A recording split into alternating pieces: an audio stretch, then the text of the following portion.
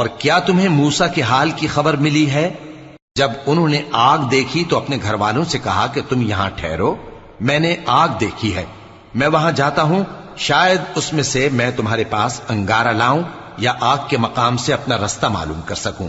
پھر جب وہ وہاں پہنچے تو آواز آئی کہ اے موسیٰ، میں تو تمہارا پروردگار ہوں، تو اپنے جوتے اتار دو، تم یہاں پاک میدان یعنی طویٰ میں ہو، اور میں نے تم کو منتخب کر لیا ہے، تو جو حکم دیا جائے اسے سنو۔